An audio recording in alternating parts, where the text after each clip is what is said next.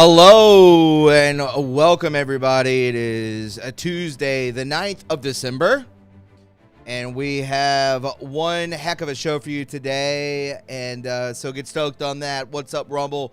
What's going on YouTube? What's going on pill.net? Pill.net, you know what to do.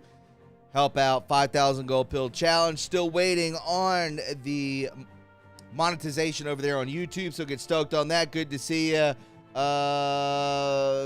Vasquez, Manders, Appalachian Badger, James, and Rat Pittman, 5849. I'm sorry if I mispronounced that. And great grandma Diana rather. Good to see you guys very much. Glad you were here. Glad you were here to take care of what's to come and take part in what's to come. We got Brett Collins. You want to check out his show Monday, Wednesday, Friday, Sunday at 7:30. The We Are Rise show. It takes part at 7:30 p.m. on Rumble, on X, on Pilled, on BoostTube. So get stoked on that. Also, we have TRU Reporting merch out there. You want to hit that up? You know what to do. Rise Attire. Hit them up as well. Brett, what's up, brother? What's going on? How you doing? I'm good, man. I have a lot to get into, a lot of things that I've grabbed from your Telegram. If you don't follow this man on Telegram, you're making a huge mistake. That is the We Are Rise free. Hit that up. Look at that Telegram. It is quite nice. And, yeah, we have a lot to get into. So show that love, show that support, share this stream, do it all. Subscribe to Brett's channel as well. Do that now. It'll take you 5 seconds. Why not do it? Do it right now. But before we get into the news today, you know what to do. We got to go into our friends at Noble Gold. Let's do it. As we wrap up 2025, it's a good time to slow down and reflect on the year. If there's one thing we've all learned, it's that uncertainty isn't temporary. It's the world we live in now. Waiting for things to go back to normal, it isn't a plan, it's a gamble. For over a decade, my friends at Noble Gold Investments have helped Americans protect themselves and the people that they love by diversifying their wealth with gold and silver. Look, no one knows what 2026 will bring, but one thing is for sure. In an uncertain world, real wealth isn't digital. It's physical, it's lasting, and it's yours.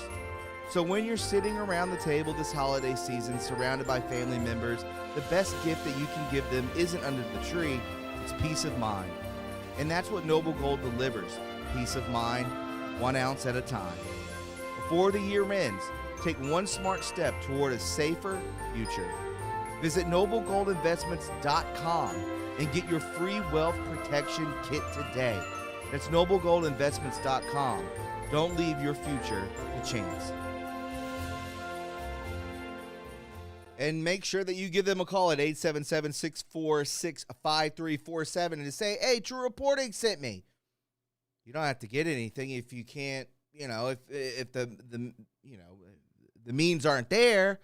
But why don't you shop around? Maybe they can help you diversify, put something in an IRA, put something somewhere where you can actually make money instead of walking around with fiat fake money. So make sure that you do that. Maybe invest in something nice like gold and silver. I just invested a little bit in silver myself, so get stoked on that. All right, guys, let's go ahead and get into it. We got to be careful with what we say here, but we're going to do it right here, right now. 5,000 Gold Pill Challenge up for grabs over there on Pill. Let's go. All right, Brett. As we can see on the big board, Tyler Robinson's parents have conducted virtual visits with their son. How nice is that? Per Brian Enton. Robinson has been charged with the assassinating Turning Point USA founder Charlie Kirk. We already know that. But getting into it, Entons have now said that they have confirmed through sources that his family has been having a virtual. Why do they have different last names? That's weird. Have been virtual visits with him in jail with Tyler Robinson. These visits with his parents have been through tablets, with Enton noting that in-person visits don't really happen very much in the Utah jail Robinson is being held at. And when they do, they happen behind glass. I think that's every jail, to be honest, especially with, high-profile people like that. Robinson has been charged with the September 10th assassination of Kirk, who has been hosting a campus event at Utah Valley University at the time of the fatal shooting on September 12th. Citing court documents, Inton said that the Robinson's father, that's his name? Inton? Robinson's father reported, weird name, that when his wife showed him the surveillance image of the suspected shooter in the news, he agreed it looked like their son.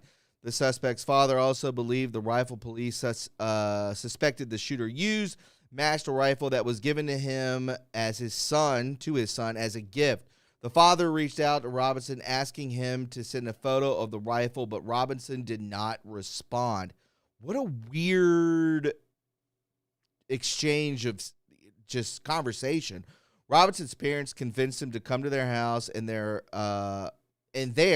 Robinson implied that he was the shooter and stated that he could not go to jail and just wanted to end it. Interesting.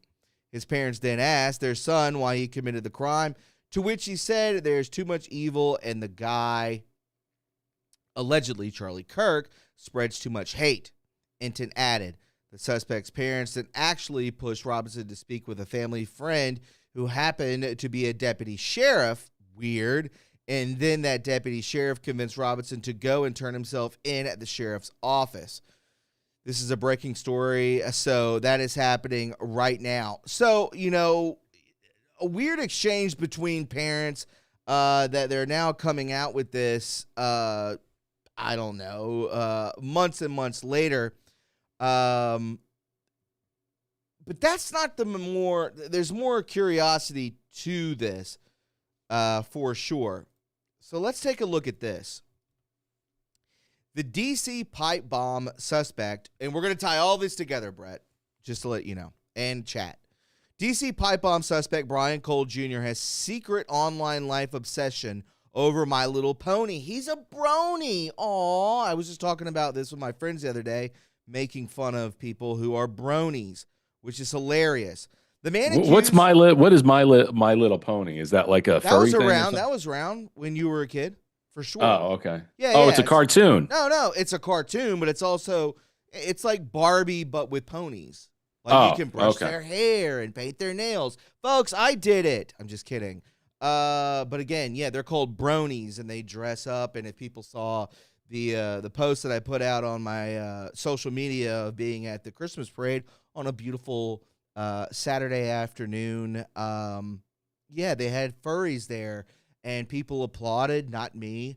It was very contentious. It was weird. But it's everywhere, folks. Yeah, look up bronies if you want to, and you can, go down that rabbit hole.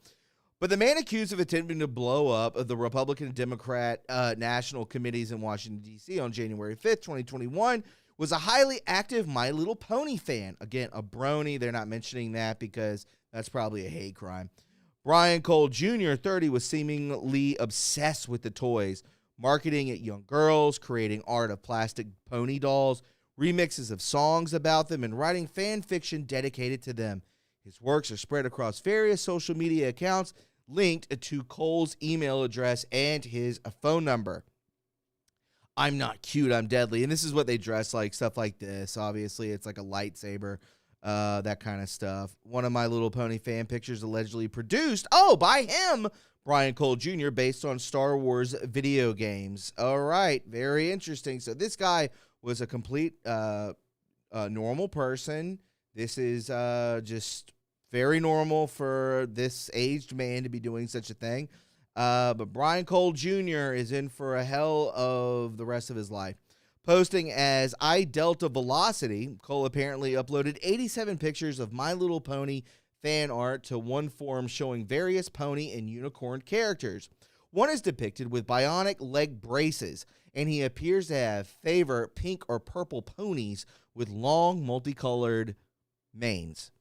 Now, Thomas, why the hell are you showing me this, and why are you giving me nightmares? Well, I want to tie all of this in, and I talked about it with friends, where this is, on a local level, what I saw at that parade were the furries. They were out there. They had their own section of the parade. There was probably, if you saw the video, about maybe 11 to 12. They had a company supporting them. This was an animal shelter, which is also strange, but it did take place. It's not what they wear. It's what's underneath the costume that is the threat. It's alluring. It's childish, which can bring in young girls and boys to, be interested in this and question and say, "Well, what is this? This is kind of cool. What is this? A superhero?" And then lurking below is something far more sinister, and we all know that. A lot of these furries show up outside of the bars and places where you would be in Austin, Texas, or New York, or LA, where they show up and they stand guard to protect the drag queen shows for children inside of bars and libraries and et cetera, et cetera. It's weird. It's all linked together for sure. You're saying they're the gatekeepers for perverts? Is that what you're saying? I'm saying there's something to it. It is very or strange. to attract. These costumes, it is to attract. But these costumes, Brett, I went on Reddit, on Greenville, South Carolina Reddit, and no one bothered to say anything negative. And they were saying, well, it was nice to see a change. I go, yeah, you got Frank Sinatra singing "Oh Holy Night," and then the next thing you see is a bunch of furries walking down the street. One of them, 100% demonic. It had red eyes, big fangs, two tails. And then somebody was saying, these people are good people. These people are spending $10,000 to $15,000 on these outfits. And I was like, oh, man, like you're really invested in something. So bringing in Tyler Robinson, bring in Mr. Cole Jr., I saw this, and this made a lot of sense to me. And I'll bring it up on the screen for you right here. As you can see, boom. Thomas Crooks equals deviant art obsession. Tyler Robinson, furry obsession. Brian Cole Jr. equals My Little Pony obsession. What's truly going on? Why are we seeing these young males? Brian Cole Jr. is not an older gentleman. Tyler Robinson, young. Thomas Crooks, even younger. They're all associated with these things, which ties into 100% whatever this is, deviant art.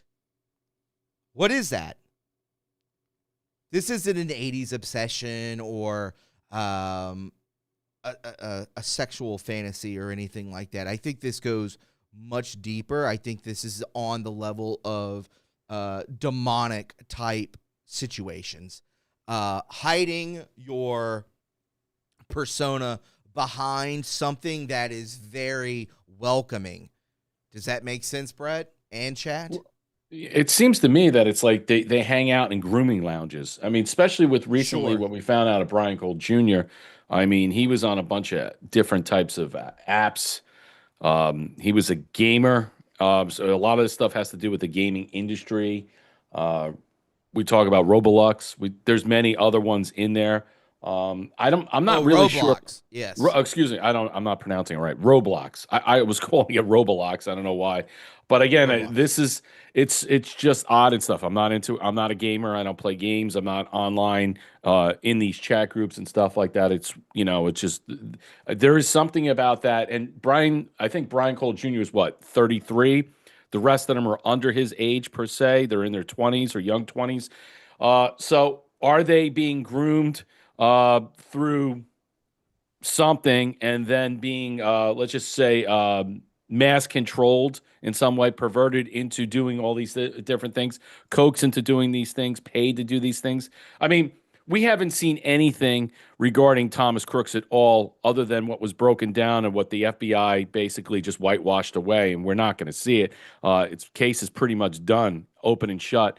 And I think that when you really get to what's going on with Charlie Kirk's, alleged assassin, and then what we see about this with Brian Cole Jr., it makes us wonder and question the facts. Because I can throw right out there right now, because all this stuff right now makes Candace Owens look good because she's asking the right questions. We have not gotten any questions answered about Thomas Crooks. The FBI has just laid it out. It's done. And so they've closed the book on that.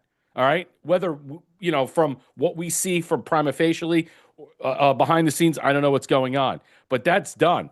All right. No discussions about German and Belgian cell phone accounts overseas.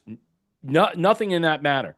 How did this person get to that level? With Brian Cole Jr., little odd too, per se. Why did it take so long? I've said on my show many times, especially about this. Brian Cole Jr., I do believe this whole thing about Bongino and Bondi and then Cash Patel saying, yeah, we got him. We did the detective work. We called up Monk, and then defective detective figured it all out for us. We were able to pull all this together with shoestrings on some fucking blackboard, and we were tied together, and that's it. No, they were handed a script, okay, from someone in the White House or who controls inside the White House. This is what you say. This is time to release it. Yes, that's what I'm saying. That's what I believe. None of these people, as we see it, are actually operating in the way that we understand it. All right. You cannot tell me that they just uncovered evidence that was, let's just say, just like the burn bags. I just happened to be there in a closet that we found, and it had all this evidence that Director Ray kept around. It seems too convenient.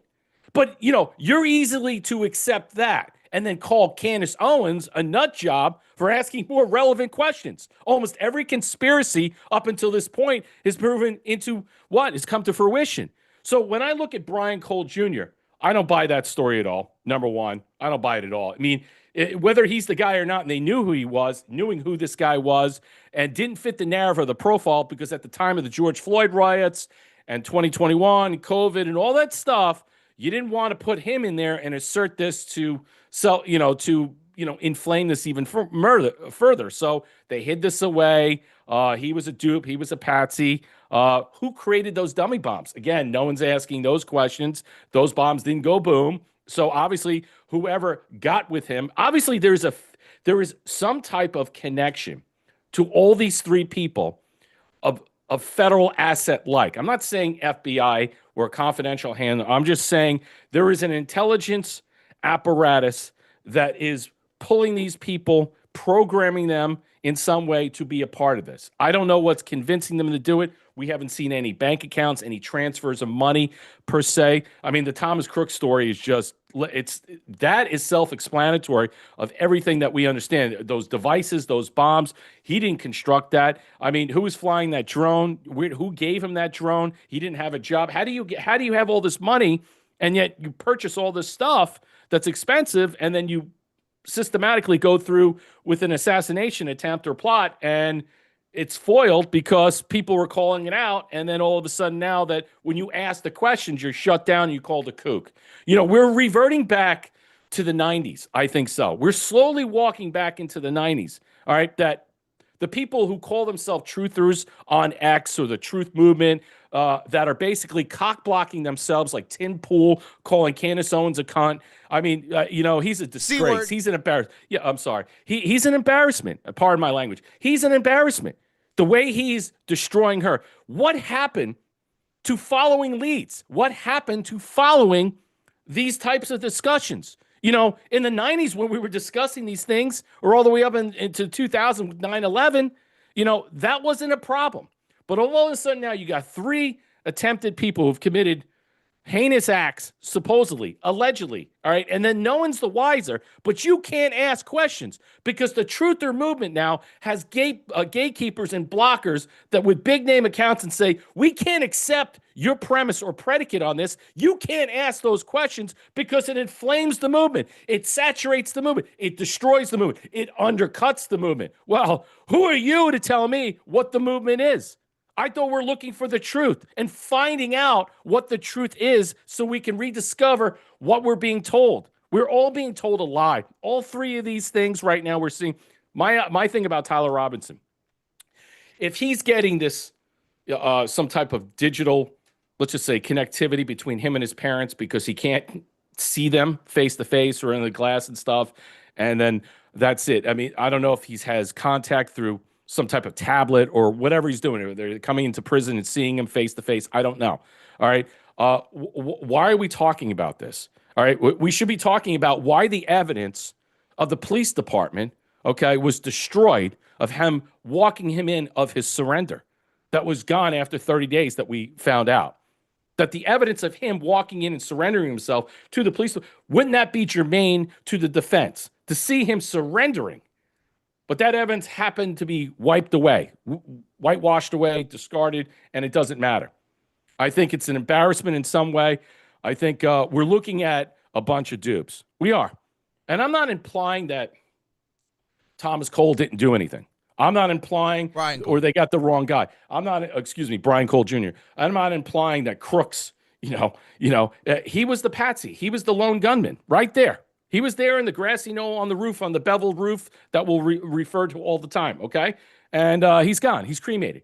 And now you got this guy. The Tyler Robinson thing, I have to tell you right now, I don't believe the story. I never believed the story. And I guess I'm one of those people who reluctantly keeps saying over and over again, I think they faked his death. Because if Charlie Kirk was telling Candace Owens, and she's well aware of it, that she knew, and he was telling her or telling people inside the organization that he's going to be killed, that he's going to be murdered, and that wasn't examined or self-examined or looked at by any people in TPUSA from a security standpoint, and she's putting that out there right now. Is she crazy? Or is this stuff just coming out, matriculating out, and people are finding her hurting his name and reputation? Do you understand that he is bigger than TPUSA? I mean, I don't even care about TPUSA. No. Without Charlie Kirk, TPUSA does not exist. I don't care about Erica Kirk. Don't care about her. She's meaningless in this whole thing. I'm not, it's not a pejorative, but I'm just saying without Charlie Kirk, TPUSA doesn't exist. That's the way I'm seeing this and the way they're breaking it down. Look, ask yourself this, Thomas, and I'll let it go. Is Candace really off the wall, off her mind, off the rocker?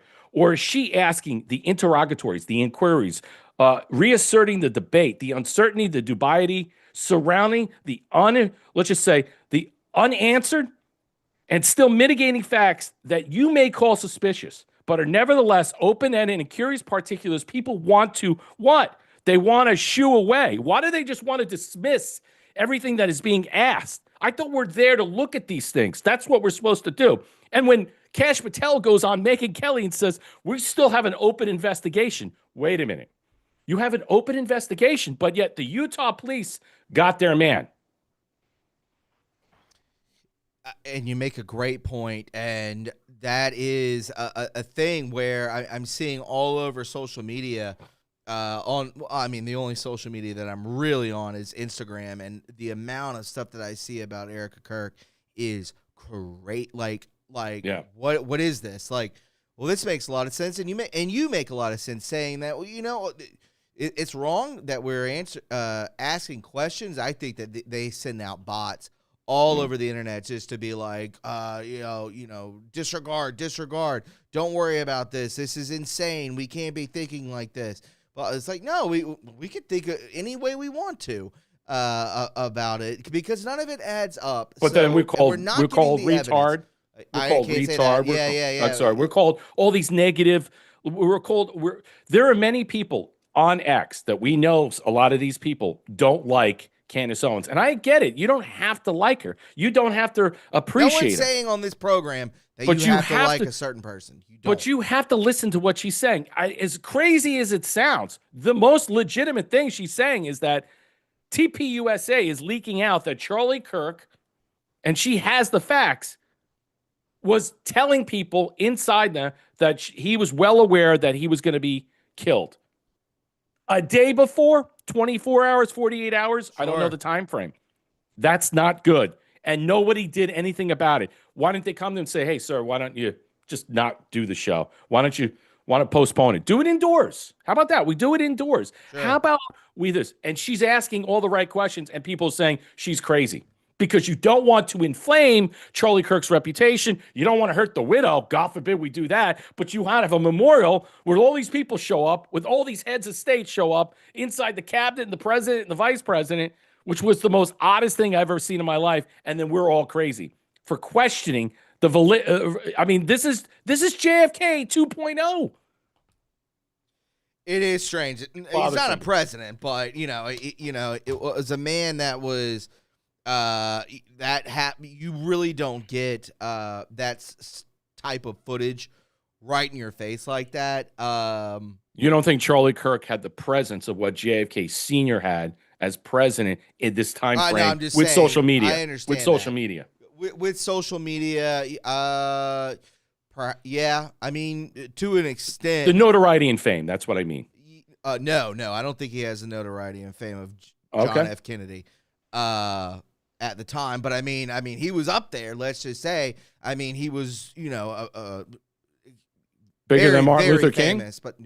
But yeah, probably, around something like that, I would say, for sure. I mean, that's, way before me, but I think a lot more people adored JFK than Charlie Kirk.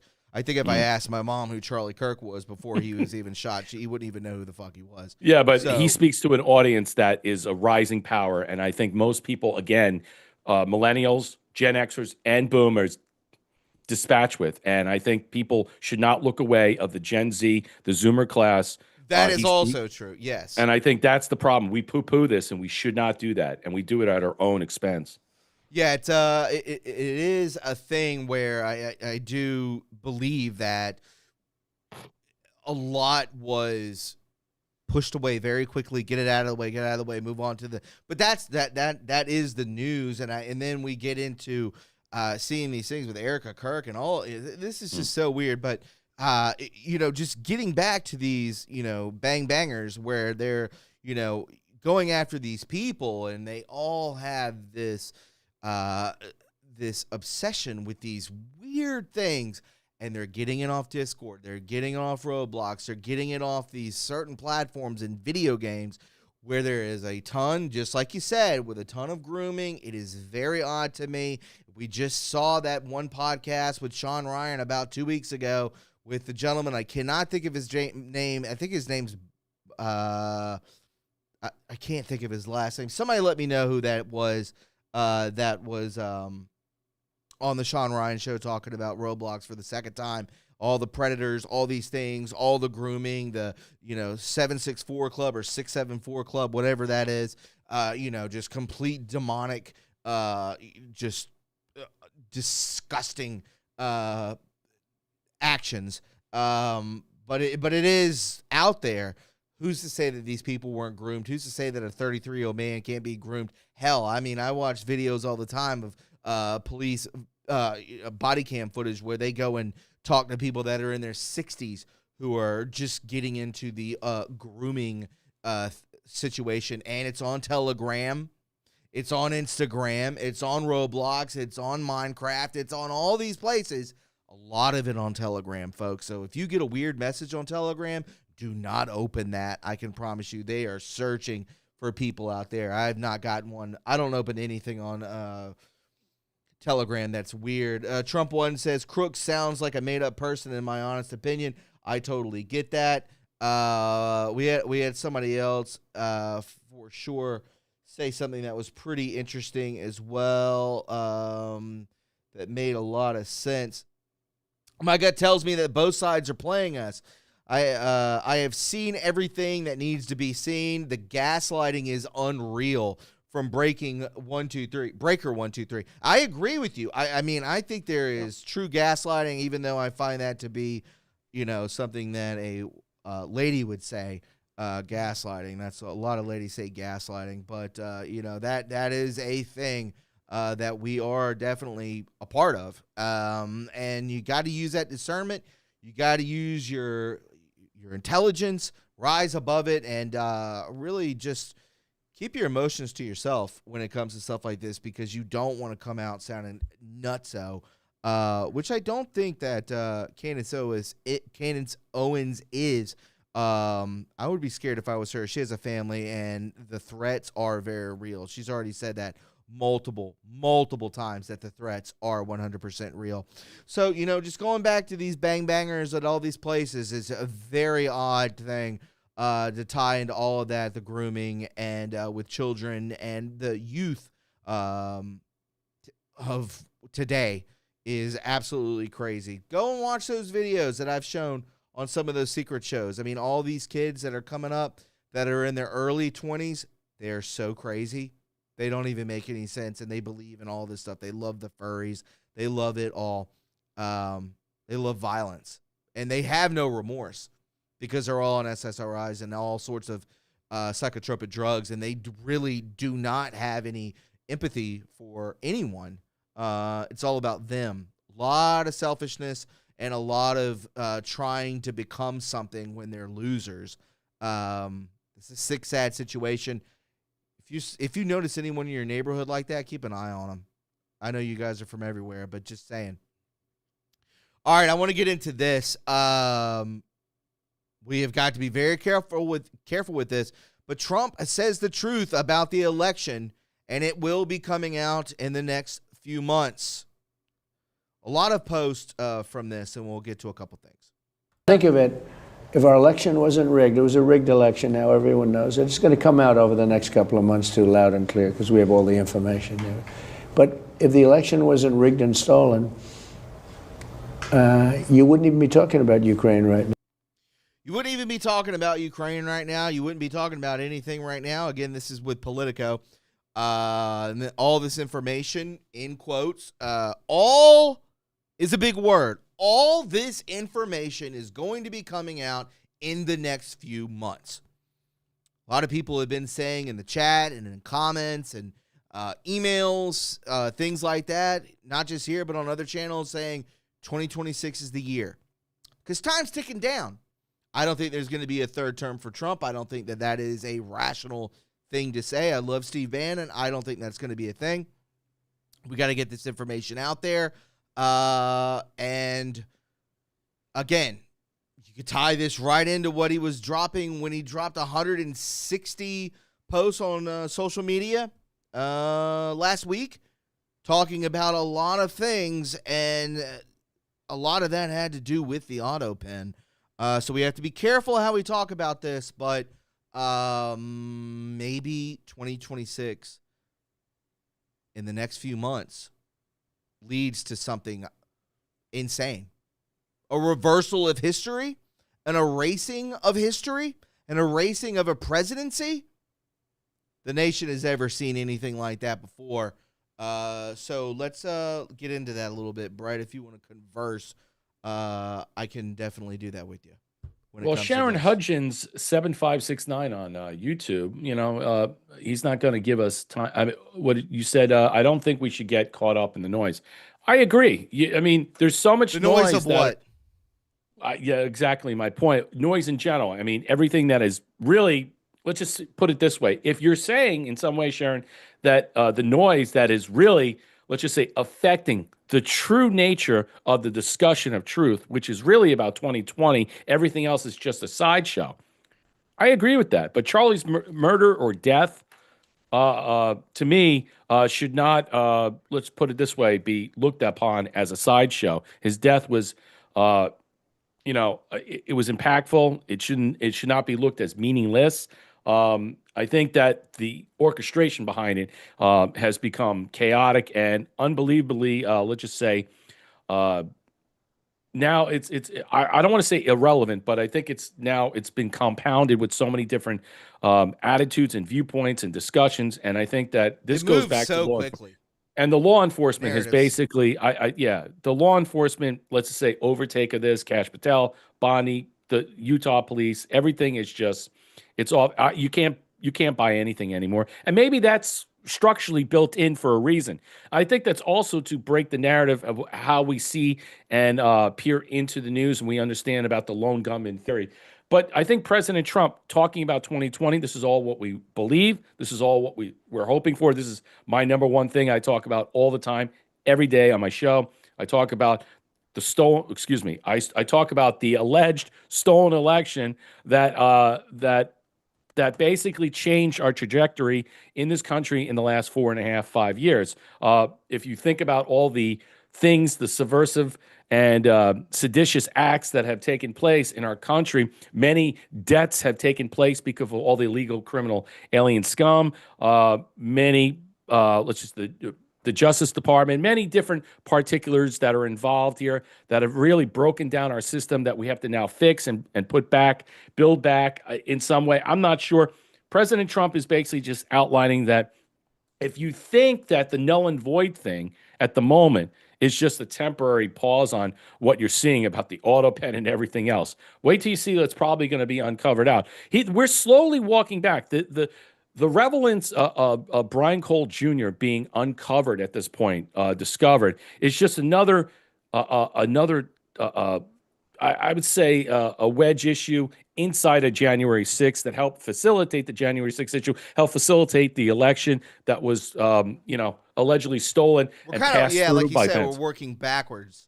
Right. We're in reverse right now, trying to unravel how this unfolded. We're going to probably get to the confidential handlers, the FBI agents inside January 6th.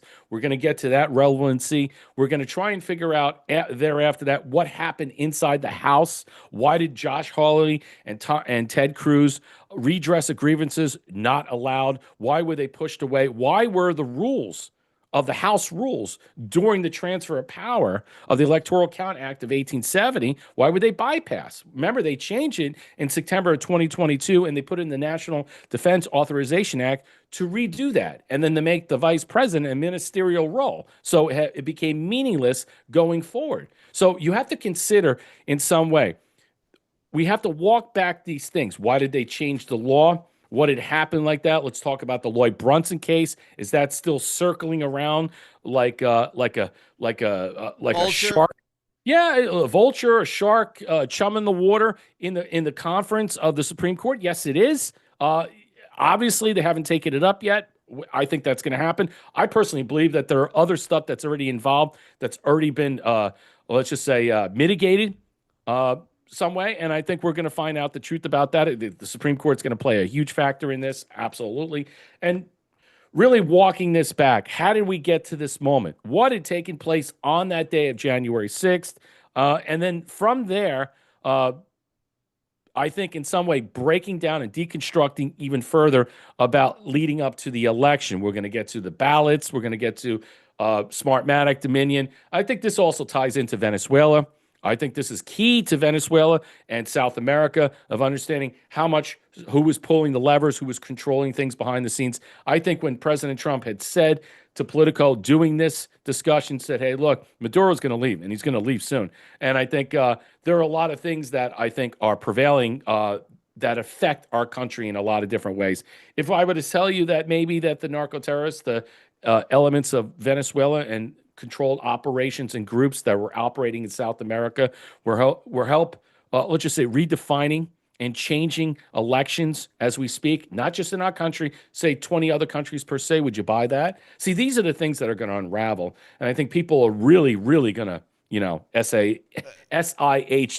the bed. They're not going to be able to handle what's going to come out.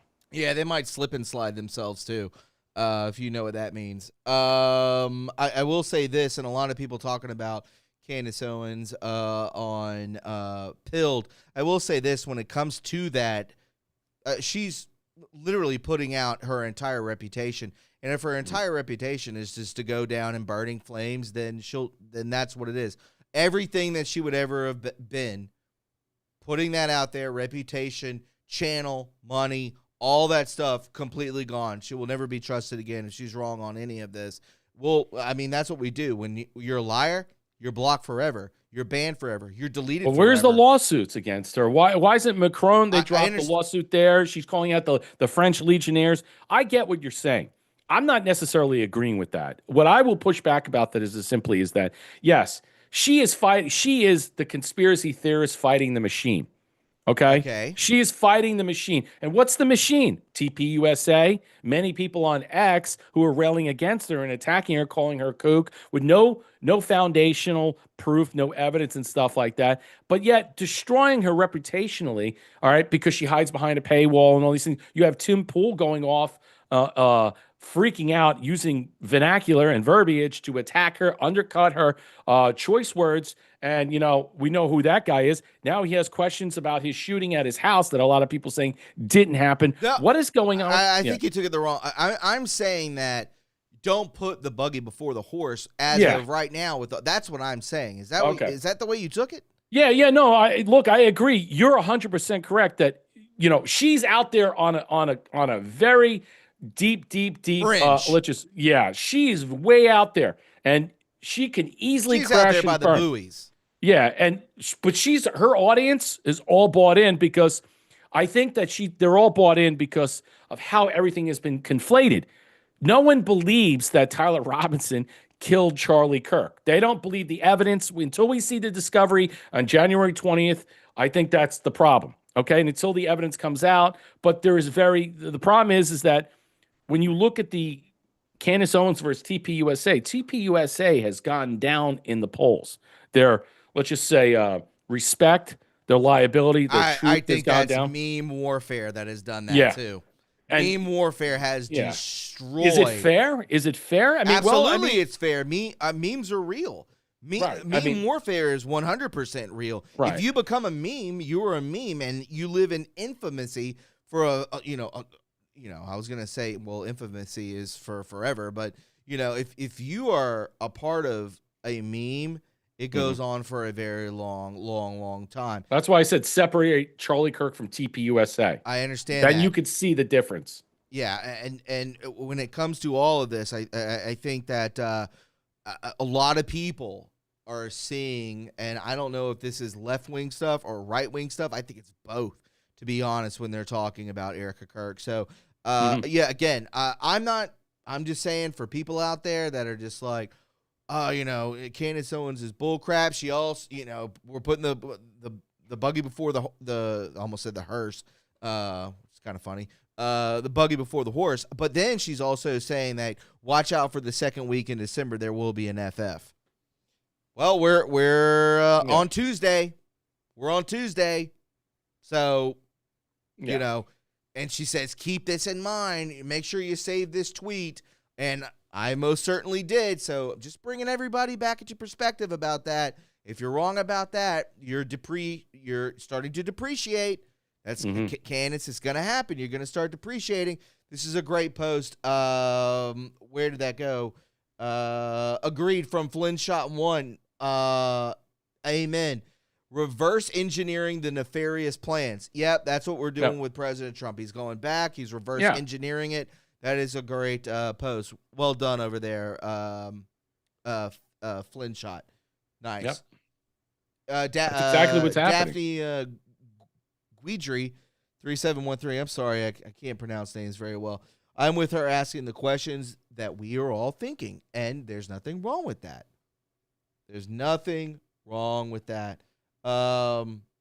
President Trump is having a rally tonight. We'll get to that a little bit later. If you didn't know that, in the blue-red state, the purple state of Pennsylvania, it's probably blue again now, but that is taking place. I might cover that. Not sure when that comes on, but I might head over there and start another stream just to let you guys watch. So let me go ahead and get into this. President Trump on what we just watched, talking about all the information is coming out. He's put all the stuff out about the auto pen. 160 posts between 7 p.m. and 12 a.m. 5 hours. 160 posts. A lot of that retweeting or truthing. President Trump now goes off on Marjorie Taylor Brown. Let's take a listen to this. $3 trillion. Marjorie Trader Green, or some people call her Taylor Green. Marjorie Trader Green, or some people call her Taylor Green. Some people call her Taylor Brown. because green sometimes turns to brown, which isn't nice. But I've watched her say that he spends too much time on foreign. Well, by doing that, and first of all, it doesn't take a lot of time. I made one trip. I brought back trillions of dollars on that one trip. I stopped in Japan. I stopped in South Korea. I met with President Xi and ended. You went to the Middle East. I was on that trip with you. Went to the Middle East. I brought back $3 trillion from the Middle East. I sold many Boeing airplanes on that trip, like 300. When I go on a trip, I only have one place in mind. It's the United States. So when people with low IQs like Marjorie Taylor Greene, she's a low IQ person. When she says it's too, but she was a loyal person until I wasn't able to answer her phone calls because I'm just too busy to answer people's phone calls. You can't call me 3 times a day, and it's just not appropriate when I have over 200 congressmen, 53 senators, 212 countries. All of these people are calling, and a family. Actually, the family suffers. It's harder for me to call back the family. But when you think of what I've done, remember rare earth and the problem with magnets and all of these things that was going to shut down the whole world. I worked it out with President Xi. We have a good relationship. I worked it out with President Xi. So very favorable to the United States. does come back to the economy here in the U.S., right? You made a statement, though, that I devote too much time to outside of the United States. I've made a fortune for the United States by focusing on things outside. To be clear, that's not my statement. That's just what some of your supporters and some others have said. Well, then, I can't imagine their supporters because I've made a fortune and spent very little time. All of my time is spent here. Most of my time is spent here. All right, let's get into this. Marjorie Taylor Greene. Do you consider her a traitor? Look, all I know is that her. You need to bring that mic back in. Yeah, hold on a second. Because I was just thinking about something. I had to fix something. Look, her going on 60 Minutes, The View, and all these things. Does it look like a self-immolation, a self-implosion in some way? Yeah, it does. Totally does. Could this be orchestrated? Theatrical? I mean, is this a psyop? Yeah, could be. I mean, I'm not really sure why this keeps coming up. Why President Trump has to respond to her when she goes up there. So let's put it this way. If this had no weight, no meaning in any way, President Trump would probably ignore it. But that's not him. He doesn't ignore things like that. He specifically goes out and attacks her for going on Leslie Stahl, and he rips 60 Minutes simultaneously. So she's going on places where he was vehemently attacked. 60 Minutes, Leslie Stahl lied about the 2020 election. The View, many different outlets that attack President Trump. I'm wondering if this is a psyop. I'm not really sure. Is she an opportunistic and hypocrite? Yeah, you could see it. There are many people out there in Congress. Is this also to showcase, I think, in some way, to blast out to everybody is that, look, that this fealty loyalty scenario no longer exists that we think it is inside the House, the Senate, Democrat, Republican, all uniparty. It's not about this guy or that gal. It's not about that. It's about good and evil, right and wrong, people that are decent, that are doing the right thing as best they can. And I don't necessarily believe in some way that this is something that we should focus on per se. But I think a lot of people need to see is that this understand about this fealty, loyalty, and the actual reality of Congress and the Senate and stuff. Everybody there is all for their own self-aggrandizement and for their own money-making operation. 20 or so many people are going to be leaving. More people are going to be leaving the House probably come next month or in February as information unfolds out. I just think that in some way, I think President Trump is showing you in some way, if this is real and not a psyop, that you can't trust any of these people. And even Marjorie Taylor Greene had said that a lot of people in the House make fun of President Trump. They just jump on his coattails, and they don't get in his way because they don't want to be put on blast. They don't want to be attacked. They don't want to be threatened, and they don't want to be called out. And then they end up resigning. I wonder why that is. So is this something more than that? Are we going to see more and more people resigning? Yeah, from both sides. We're going to see more and more people resigning from the House.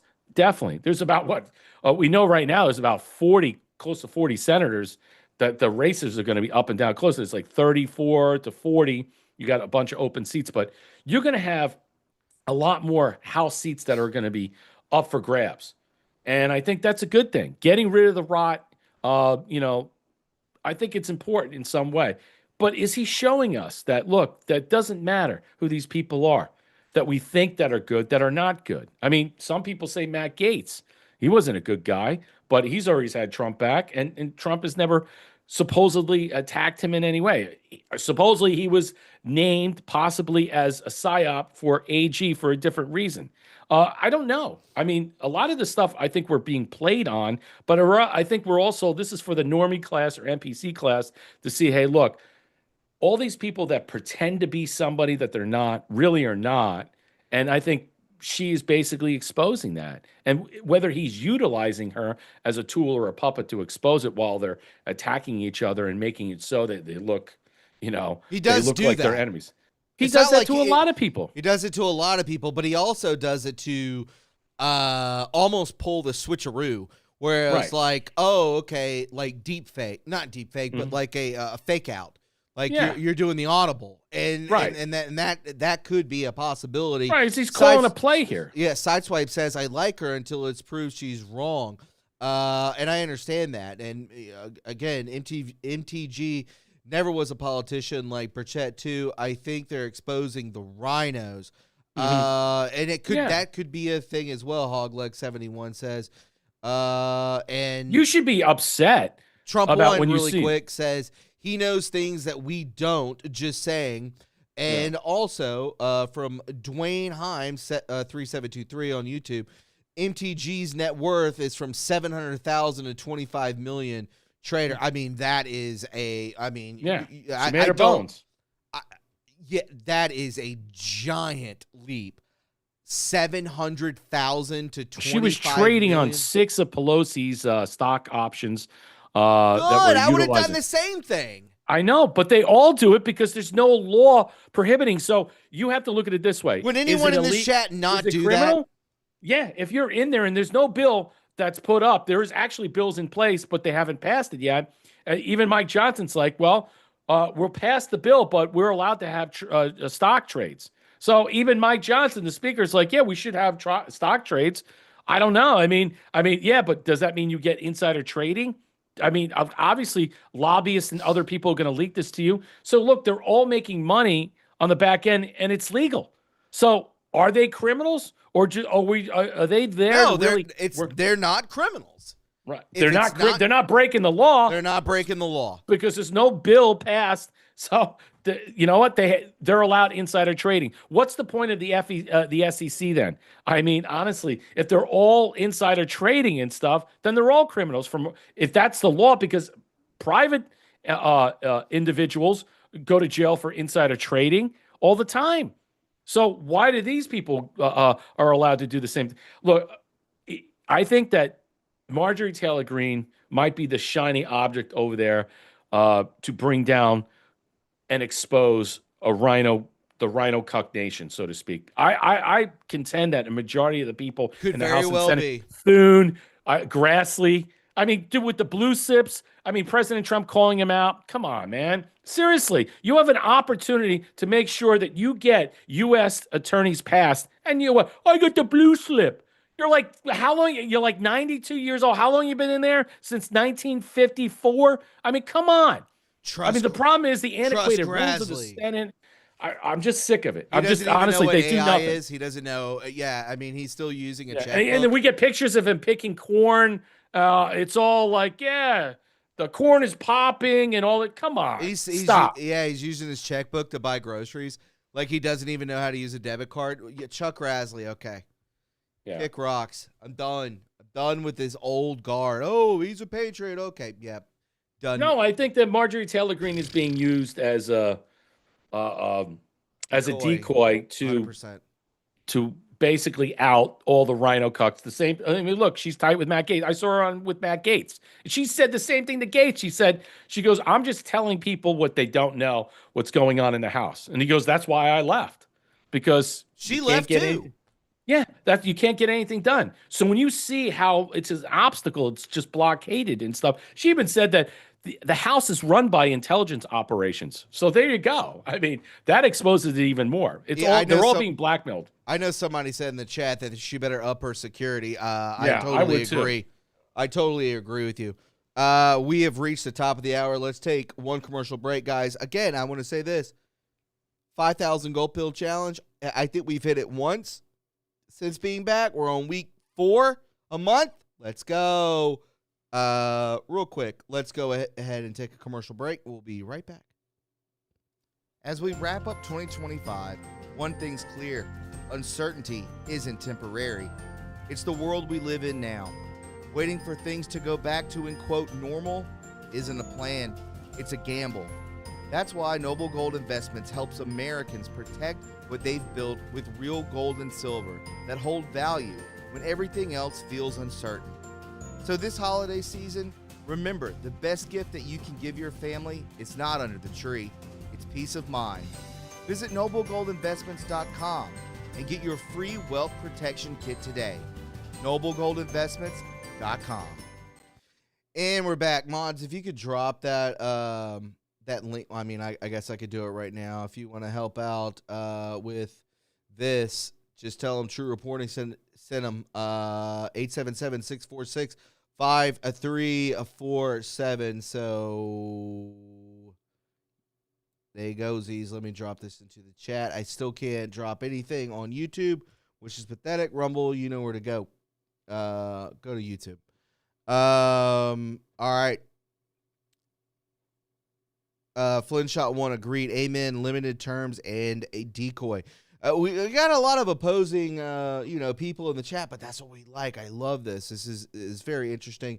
Let me get to some thank yous really quick as well. I want to say thank you out there to Lucy Rose Petal. I am so congested because of the weather. That's why I listened back to one podcast. I sounded like Revenge of the Nerds. I sound pathetic. Lucy Rose Petal, thank you for the cookie. Appreciate that. Jack Attack 17 with the cookie. Sean Joe with the can and the cookie. Thank you. Zach from Tennessee with the can. They are preparing the drive for Warp Speed. Buckle up. Gloves are completely off after Christmas. Buckle up. Stay aware. Stay alive. Enjoy the show, folks. Thank you so much, Zachary. Hogleg 71 with the cookie and the can and the cookie. Thank you so much, friend. Appreciate that. Killing it. Appreciate it, guys. Thank you guys very much. And I did see somebody say prayers for your dad. Yeah, thank you very much. He is in surgery right now. And I have not heard, which is very alarming. I keep looking at my phone, but no response. I don't know when the surgery was, so maybe freaking out about nothing. But hopefully everything went well. Yeah, he's been in the hospital for a week, 7 days. We'll keep moving on to anything else on Marjorie Taylor Greene, Brett. Are we good there? Yeah, you're muted. No, I'm moving on from that. It's irrelevant. At Samson 12321, he brought back trillions of dollars. Really show me the money. I think, Samson, what you're misunderstanding is that what Marjorie Taylor Greene was reflecting upon is that look, our country is in debt. Our country has been fleeced in so many different ways. And the only way to invigorate is an infusion of cash and capital on many different levels, not just manufacturing, getting these companies to put in monetary efforts to build up our capital equity in some way. I don't necessarily believe we're going to pay off the deficit the way people think it is. I think we're not using the tariffs. I think the tariffs are for the future. I think we're going to let the Fed default. We're going to let it go by the wayside. I think what we're seeing right now, the FTC Act that's being, let's just say, discussed in the Supreme Court that's going to go in favor of President Trump, probably 6-3.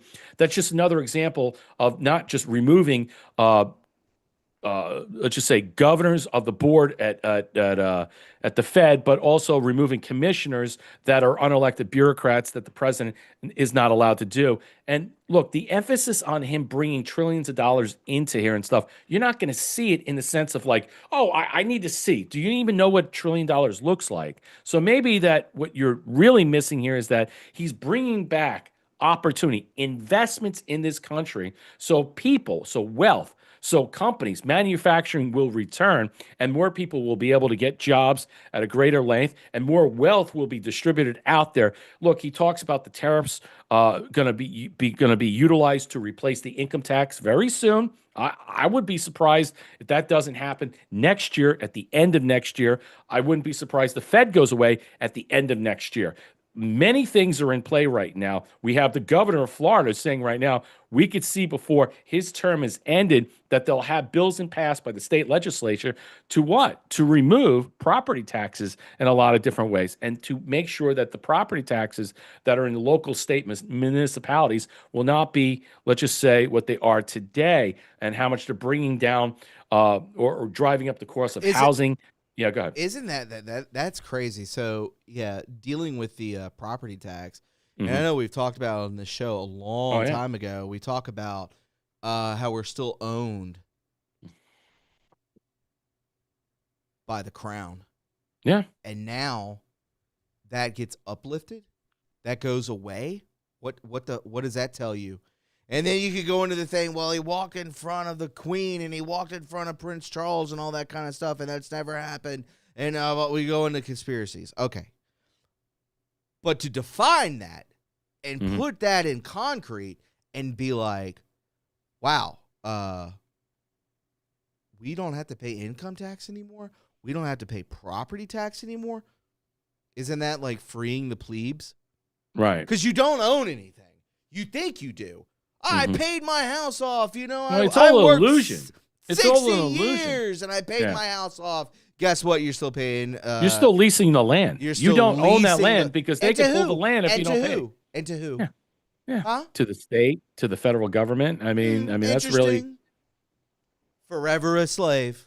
Yeah, I mean, it never ends. Just because you buy plots of land, you still pay taxes on it. You pay taxes prior to that, you pay taxes thereafter that. And if you build on that land and stuff, you pay taxes after as a property lien. And it goes for it. And I think a lot of people are really missing the mark here and stuff. We are not going to pay back $40 trillion.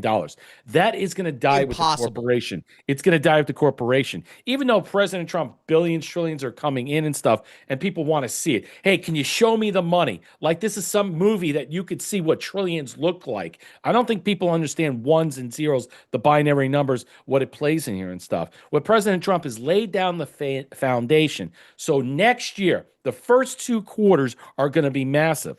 They're going to be massive. Interest rates are going to drop. I would say almost 2 points. He'll have another Fed governor, maybe 2, before they start to implode. You have Scott Bessent taking the IRS and destroying it, bringing it down. I think crushing it in a lot of ways, because they see on the trajectory by next summer, before the midterms, that the possibility that the IRS could be, let's just say, broken down and not necessary and utilized for something else, or let's just say folded in to something else. And I think that's what's coming. The FTC, the FEC, all these other things that you have governors, commissioners, and people sit on. President Trump, you remove this act, the Supreme Court steps in. He's won like 14 out of 15 decisions. It's insane about how many decisions he's won. And it's all about regulatory decision. It's all about pulling the power of the purse and the presidency away. We'll probably get to the Impoundment Act of the 1970s very soon regarding that. And it'd probably be brought up at the Supreme Court. I don't think you're going to get the House to want to overturn that, because basically the House has a lot of power with that money. And I think that will also be an issue at the Supreme Court very soon next year. I think the biggest one, it will be the naturalization, the 14th Amendment, Section 3 or Section 5, which basically says that, hey, look, which was more about slaves than about all these anchor babies and everybody else. And a lot of people are going to be dip out. And we'll hear about that February 10th, I think that is. That's when the Supreme Court takes that case up. Hogleg71 says DJT is going to write a crypto check, LOL, $28 trillion. It's kind of funny in some way because I've heard that Isn't scenario, it? man. And look, I don't know about how, and look, I'm not going to say that that's not relevant in some way about how the crypto will play a play in this. But I did write a Substack about that, saying that that will be a reserved banking note, just like gold and silver. And if you don't have gold and silver now, you better get it now because it's skyrocketing. Silver is blowing up. Blown I'm a up, big folks. fan of silver. Always have been. And you know, gold is gold. But I'm not. I don't have any digital currency. I don't have any of that. It's not that I don't believe in it. I believe that the backing of that from a currency note or an addendum to the currency note, as like uh, what we're seeing right now with gold and silver and many other things, and natural deposits and resources and stuff that you haven't even heard of. I do believe that that will continue to escalate and help solidify, stabilizing. I hope not the digital coin, because a lot of people are concerned what's going on in Great Britain, Australia, New Zealand about having a digital currency. The House has shot that down, didn't even pass the Senate. So I'm worried about that in the future. I don't want a stabilization of a digital coin currency where everything will be tracked and traced. That's my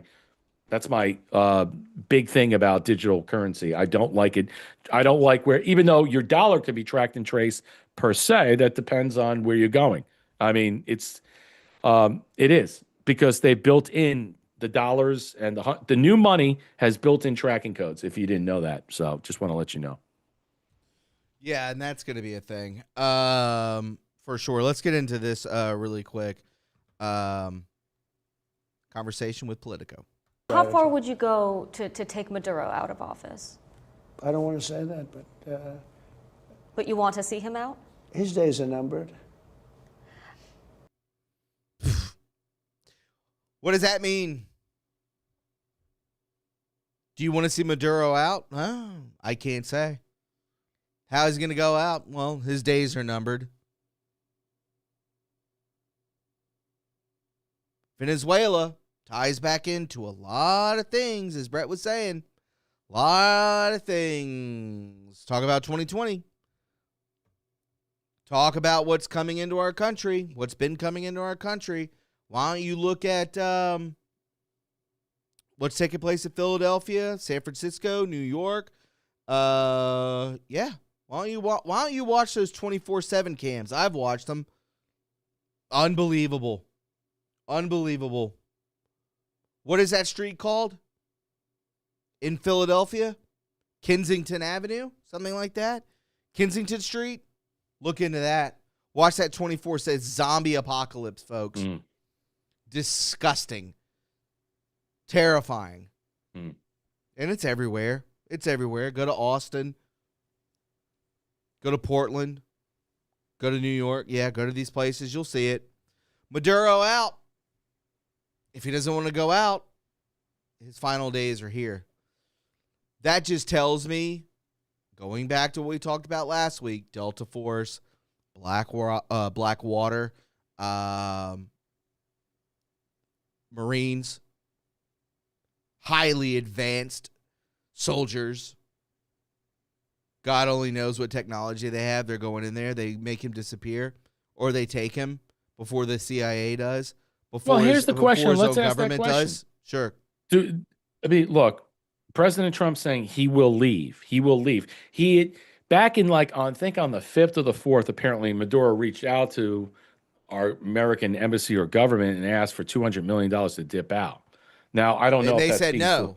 And they said no, and it's being floated that like there is some type of whatever, and President Trump is like, well, we're not giving him money so he can dip out. We're giving him an exit visa so he can go, and he will not be untouched. He won't be untoward. Nothing will happen to him and his family, or where else is going to go. The question is, what will he have to surrender and give up? I'm surprised with the headhunting on him, $50 million, which they increased, that someone has not taken him out. It shows me this is a controlled, slow burn, that we have things in play right now. But you have to look at Venezuela from Till you take off so and the many- RPG hits the back wing of the plane. I wouldn't be surprised right now. Well, that's possible. And maybe not by us in some way. I'm not saying that at all. I mean, if you want to do it in good faith, you let him go. But how do you let him go if he was part and parcel of, an extension of Dominion or Smartmatic or something like that that helped change over and facilitated Correct. elections in other countries? I don't think we can let you go for that. I think President Trump is offering him up an opportunity to go and leave wherever he wants to go. But the problem is, and stuff, the longer this goes on, the less likely that need for you to go and allow you to go is coming to an end. And also, we don't know what is happening. President Trump is very stymied about how this is.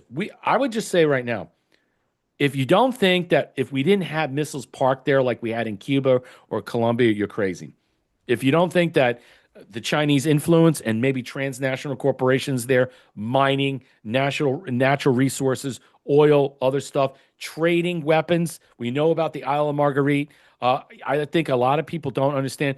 Hamas might be embedded in there. We don't know if there are missiles aimed at the United States. We don't know how much training facility and operations that were ponied up. We know that Joe Biden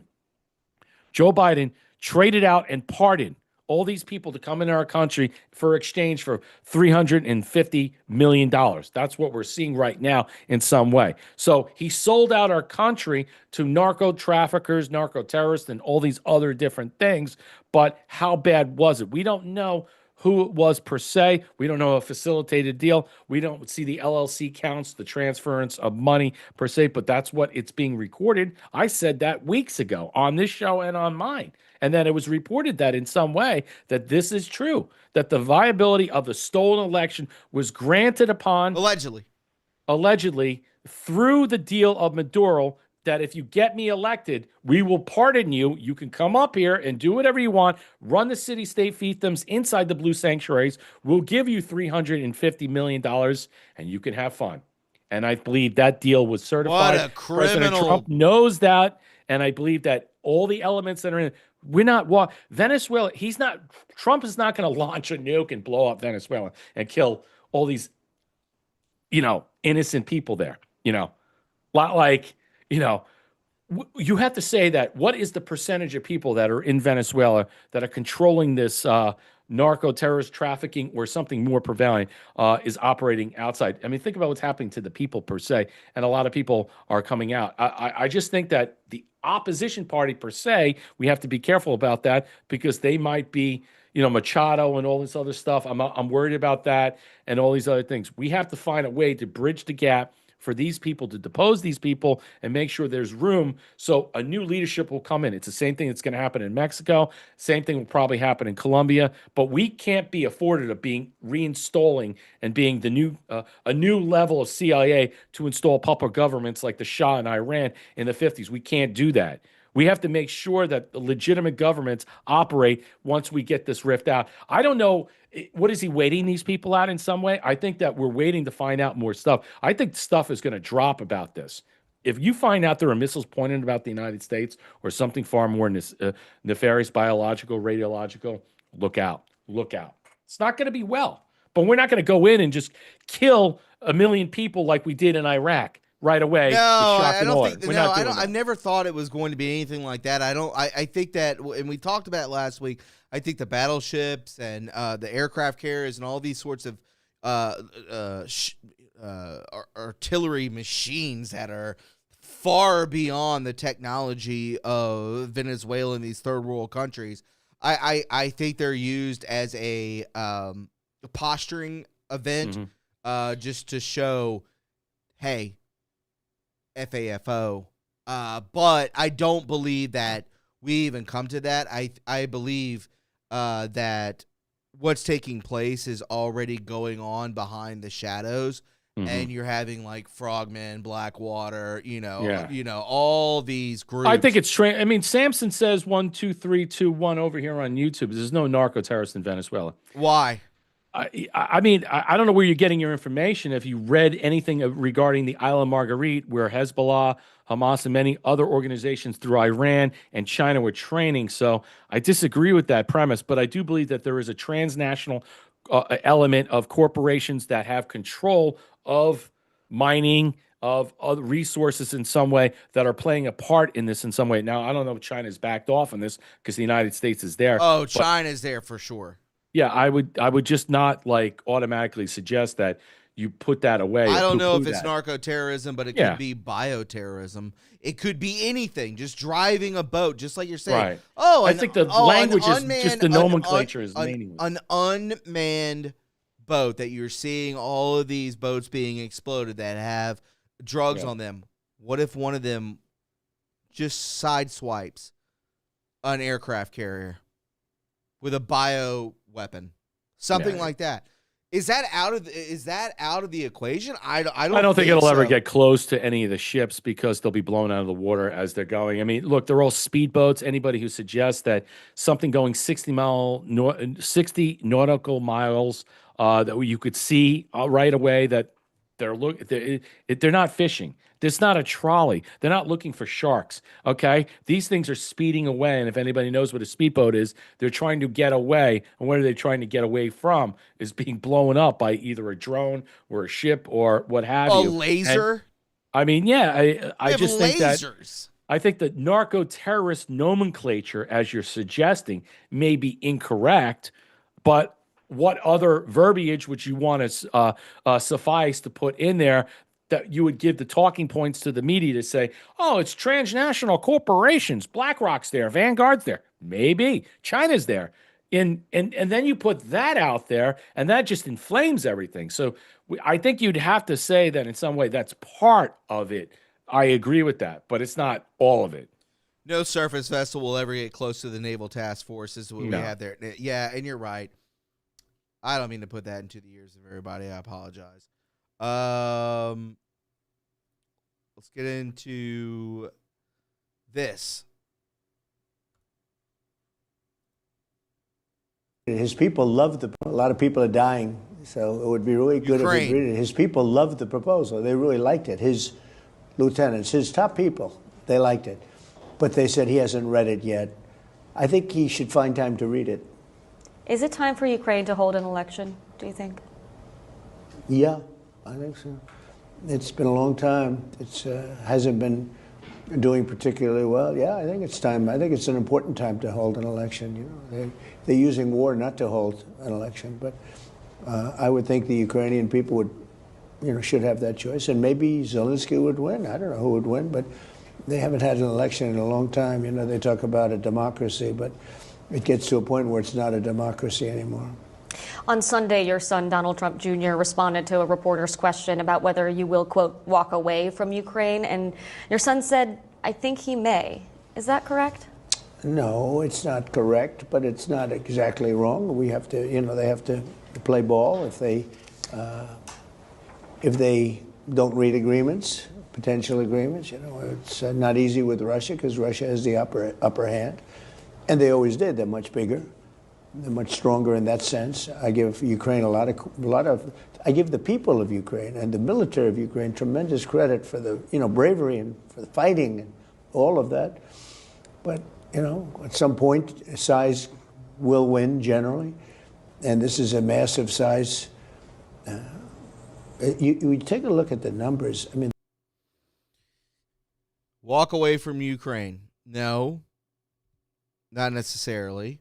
But do they deserve a democracy? Do they deserve a fair election? Or it's just going to be stolen? It's just going to be the same thing all over again. And there's no walking away from that. That's a dead country. That's dead ground. That's death. That's hell on earth, folks. I've talked to Ukrainians. It's hell on earth. They're never going to come back from this.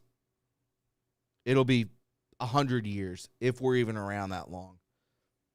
That's dead earth. Not good. Why even deal with them? I don't know. Maybe to understand what took place, where all this money went. Maybe that's why we're only dealing with them. Seems like a lost cause, Brett. What are your thoughts?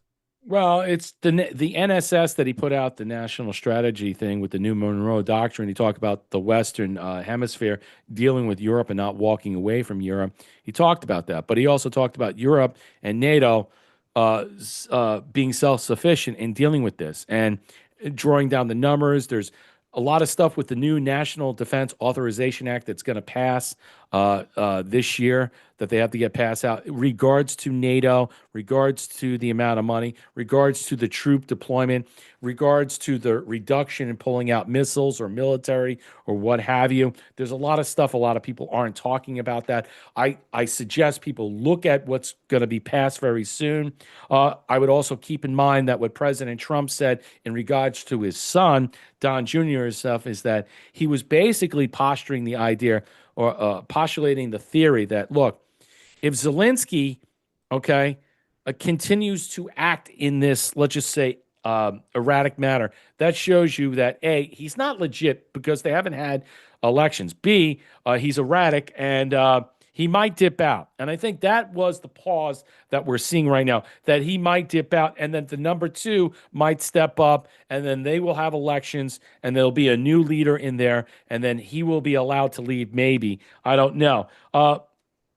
I just don't think he signs the peace deal. Not Zelensky, not at all. And I think that President Trump, the reason why he's saying that to Politico is that he doesn't want to signal to the Western allies, NATO per se, that, hey, look, I'm out of here. You deal with Russia. It's on your own because now they're going to move further in. See, that's what the talking point is. But I think Don Jr. saying that is basically saying, hey, look, we're no longer going to be what? Sending you missiles to NATO so you could sell it to this country on the black market and make money on the back end while you drive with Bugattis and Ferraris at Monaco. That's what Trump Jr. said at Doha. He was saying, Don Jr. said at Doha, he said, look, these people have stolen our wealth, okay? The elites have stolen their wealth. Why the peasants, the proletariat, all these people at the bottom, okay, have suffered the cost. Pushed to the front lines. Right. So these people already dipped out. All right. There has to be a new leadership in play. Number one, I believe. Number two, they'll have to have elections. All right. How will that be secured in some way? And I don't think Zelensky's going to sign this deal. I think Zelensky's going to dip out. Maybe he'll be, let's just say, tracked down as a war criminal or a grifter or a grafter for the stolen lot. He may dip out. I don't know. You're not going to get an exit visa or an entry visa into Miami or Vero Beach like you have a home that's being built there. I don't know who's staying there, but I can tell you right now, Don Jr. is not wrong in saying that. President Trump has to actually position himself in a real manner and say, no, we're not walking away from this in this manner. But if they don't sign this, you're on your own. You're on your own. He's basically saying, look, Don Jr. is saying, look, President Trump will walk away. But he's saying, he didn't say why he was going to walk away. President Trump is saying, look, sign the deal. We'll walk you through it. Europe will help you with this, and then we're out. All right? But the thing is, I don't believe that's going to happen. I believe Zelensky will dip out. They'll have to have the number two guy step up, sign the deal. Zelensky will be AWOL. I don't know what's going to happen to him. But I think he's next in line to be taken out for stealing all this wealth and stuff. And he may be used as a cooperating witness, too, in some way with the grift and the graft and the LLCs where all this money was going overseas and coming back. We have to find out how many other people were involved about returning some of this money that was sent to them back to our senators and congressmen. That's the same reason why a lot of senators right now, Thomas, are freaking out about Venezuela, because they're also involved with that. They're also getting money. That deal with Biden, that pertains to a large swath of senators that allowed this deal to go through. Hey, we'll bankroll you. You keep your mouth shut. We'll play ball. And then, the election's stolen. Trump's not coming back. Don't worry about it. And then it's the end of America. Yeah, that was the deal. They couldn't do it with 16 with Rotten Box Clinton. They had to do it with Biden by sending up their army, and then it backfired. And now who's really in control? These are the key elements you got to understand. Don Jr. is not wrong. It's just the president of the United States has to play it very passive. He can't just come out and say, no, it's over. But he's intimating the idea, Europe, you got to make sure this guy signs a deal. I don't think he's signing the deal. That's me. He's going to dip out. Eric Trump also covered a lot of ground on this, also from Flintshot One. So both his sons are definitely talking about this. Let's get into this very quickly. I don't think this is. I don't think Trump is all that happy with Pam Bondi. If Trump were to replace her, I'd like to see Andrew Bailey or Judge Janine. What do you say? Bondi ain't getting it done. Pam, I reviewed over 30 statements and posts saying that essentially same old story as last time. All talk, no action. Nothing is being done. What about Comey, Adam Schiff, Letitia, James? They're all guilty as hell, but nothing is going to be done. Then we almost put in a Democrat-supported U.S. attorney in Virginia with a really bad Republican past, a woke rhino, who's never going to do his job. That's why whoever is going to do this is two of the worst Democrat senators pushed him so hard. He even lied to the media and said that he quit and that he had no case. No, I fired him. And there is a great case. And with many lawyers and legal pundits said so. Lindsay Halligan is a really good lawyer, and I'd like you and likes you a lot. We can't delay any longer. It's killing our reputation and credibility. They impeached me twice and indicted me 5 times over nothing. Justice must be served now, President DJT. Throwing this out there to the public is pretty interesting. Pam Bondi failing, and I think that not just goes with the president, but it also goes with the American public. We're just not seeing it, and I think that's going to flow into Kash Patel and Dan Bongino as well, more and more. We may even see a post about them as well, even though President Trump did say that Kash Patel was doing his job. Let's make sure, everyone knows it. We'll take a picture with you, thumbs up, that sort of thing. Let's see how long that lasts. Times in politics and times in this world moves very quickly. So, your thoughts on Pam Bondi? Avid Sportsman on YouTube says that post was from September. He never retweeted that. Is that true? I'm not sure. I didn't get to see it, so I don't know if that's an updated truth or that was never truth and someone else was putting that out. That's an interesting question. Thank you, Avid Sportsman, for your update, because I'm not aware of that per se. We're not aware of that. It says December 8th, which was yesterday, with 70,000 views. It was okay. So it was retweeted by Chicago Ray. But all right, we don't know the date. You. I don't know the date. Okay, let me just say this, and this is my attitude about how I feel. Just like with the hit piece that came out over the weekend about Noam and DHS and Lewandowski, that she's going to be replaced for a variety of reasons and stuff. I would consider that if you look at everything that President Trump is doing and who he is and what he did in the first term and stuff, is it going to be the same thing as the second term? I mean, he speaks about how relevant this administration and the cabinet is per se. It is an old post. A lot of people are saying it. Okay. So the point being and stuff, look, I just don't think necessarily that, first of all, do you really want to go through a confirmation hearing again? Look, if people resign, that's different. Firing somebody is completely different. Resigning is a different thing, and then bumping somebody up for them confirmation, that's easy. That's not a problem. You can easily say Noam or Lewandowski or all these people are going to resign and stuff. Susie Wiles, like every people saying, I don't know what's going to happen. We don't know what's going to happen come January, February, March. Will there be a transition with some people? Yes, I do believe so. All right. I also think in some ways that right now, how we look at things and how people are attacking Bondi, Bongino, and Patel and stuff like that, that leads me to believe they're less likely to be fired, but more likely that if, let's just say, if the heat rises in the kitchen, they might dip out. But I'm not really sure. A lot of these people, prima facie, are there, okay, as the mannequins, window dressing, so to speak. And I don't want to use that term so loosely, but they're window dressing. everything runs through the office of the president and maybe the team behind him.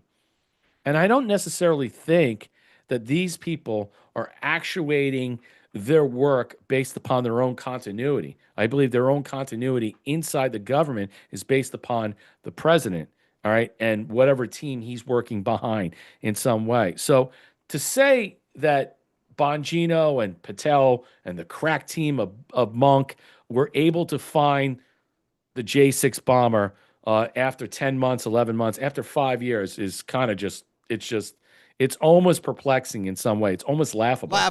God, yeah. And I think in some way that we are being fooled. And I hate to say this, but I think we're being psyop. I think we're led to believe that these people in front of us are really doing all this work when really there's something else behind this mannequin group of people that sits inside the cabinet that are operating in levels that we're not seeing. Yeah. And this especially goes for Pete Hegseth. I believe so completely. I believe that there's an element of group behind Pete Hegseth. I think Pete Hegseth is doing well as the whatever, but I think there's a lot more, let's just say, viable entities behind him manifesting what's taking place inside and outside this. Think about all these people. Where did they all come from? They were all on Fox News. They were doing all these different shows. I mean, no one was a governor. I mean, what did she know about Department of Homeland Security in some way?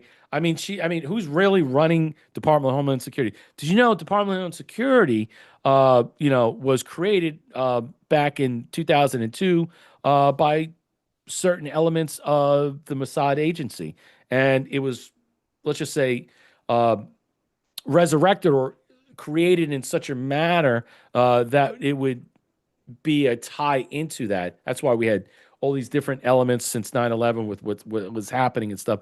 You should look into it. And the second guy, Chertoff, who was the second Homeland Secretary, look into his ties about Israel and many other Mayorkas and many other people that were involved. I would just say that I'm not necessarily sure I believe that everybody that is operating conditionally as we see it are really there outside of from a theatrical element in some way. They may be doing good work. It 100% is, and you beat me to it. Damn it. I'm sorry. Center Polo, not you. But you mean Central Casting. It is almost like when you see all these mattress firm stores, a mattress firm store. That's great. I love it. 5,000. You have 5,000 mattress firm stores. You have 5,000 laundromats, and you're like, how are they even staying in business? Like, what is this? Right. It's called a front. Yeah. And that's what Very it is. good. A front is Central Casting. That's exactly what it is. Front equals Central Casting. Yeah, I don't disagree with that. And with that, I'm going to go to the restroom. I'll be right back. I don't disagree with that premise. I've been saying this quite a bit on my show that, that I don't necessarily believe what we're seeing here with all these different people in some way. And what does it matter if they're moved out? A lot of people think, oh, Susie Wiles is a gatekeeper and stuff. I don't think anybody knows. I don't think in some way, whatever. President Trump touts her as the most powerful person and stuff. So if he's saying she's the most powerful person in the administration, why would you remove her? Why would you fire her? Is she a threat to the president? What are you saying? What are you signaling? All right. Where is Dan Scavino's position now, and where is it going in the future? You have to consider all these things and how these things are actually, let's just say, moved about and discussed. I'm not necessarily sure. Cash Patel. There are many people who think Cash Patel, Bongino, and Bondi are just, play actors. They don't think they're real or relevant. A lot of people are putting out that she was a Democrat before she's a Republican. She's a Bush acolyte. That may be true. That's why certain things are a slow walk. Well, you got the Epstein stuff. The Transparency Act is out. She signed off on a lot of stuff. Ghislaine Maxwell's information is coming out. So all the influencers on X can shut the hell up and not freak out about it. It's all coming out and all the ties to that. No one's asking why Guthrie's money disappeared when around her death. Not 2 days around Guthrie's death, or whether it was self-inflicted or not, her death 2 days, her family's asking, where the former partner is looking to, get whatever's left over from that money. But $12 million just happened to disappear 2 days early with Guthrie. I find that interesting. Again, another play. We are being played left and right. And I do believe a lot of times people get caught up in this palace intrigue in some way, and they shouldn't. I mean, I laugh at watching big name platforms just rail on Bondi and Patel and Bongino and stuff. And my argument is that Bongino should go back to podcasting. I really do. I think I do, because a lot of people are really looking at him as that he's losing all credibility as he is right now, regardless about the January 6th or not. No one believes him anymore, because it seems like we all looking at, as Senior Polo put it, central casting. It's like, dude, what are you doing? I mean, no one buys, and you lose credibility. Well, the loss of credibility was with 100% was when, Joe Rogan was, really, he had Trump on, he had Cash Patel on, Tim Dillon had J.D. Vance on, Theo Vaughn had J.D. Vance on, all these sorts of, this was right before the election, and they got the election win, but then Cash Patel went on and was questioned by Joe Rogan with simple questions, and everybody was like, there's no way this is real. Yeah. There's no way. And then that's when the credibility went to shit. That was a while ago, folks. Mm-hmm. Everyone could tell. And then you had the interview with Fox News, I believe, and it was Dan Bongino and Cash Patel, and they were asking them questions, and then they were like, yeah, we knew the shooter, blah, blah, blah, but everything was, we figured it out. All right, well, let's go on to the next question. And everybody's like, what? It was like back to back, like, oh, my God. And I think that's when people started to realize that they're over, I think it's a good point that when you see is that they're there to oversee, just like the Secretary of Education, Linda McMahon, is oversee to see the self-immolation, the self-destruction of these agencies. And I think they're there as just figurehead per se to make sure that they oversee how these entities are going to disperse, be dispatched, be broken down, and they need figureheads to oversee. But that's why Bongino's there. I just think, and that also goes into how we're seeing, I don't know what's really taking place inside the Justice Department, but when President Trump is talking about 7 U.S. attorneys and calling out Grassley, the blue slip, not getting all these different things and stuff, I think that Marjorie Taylor Greene was there to go on a parade tour to basically destroy the Rhino Cuck Nation and make sure that they're all outed, because a lot of people are going to be calling them out in their own districts, and they're all going to resign for various reasons because they don't feel like they're going to have a shot. And I think that she's being utilized in that matter, just like Bongino and Patel. I think a lot of people, I watch really big name platforms, smart people who look at Patel and say, there's no way this guy is the director of the FBI. But then I say to myself, okay, if he can't be the director of the FBI, how is James Comey and Director Wray? Because they were the most shittiest and shadiest mother effers out there, and they were lying to Congress 24/7.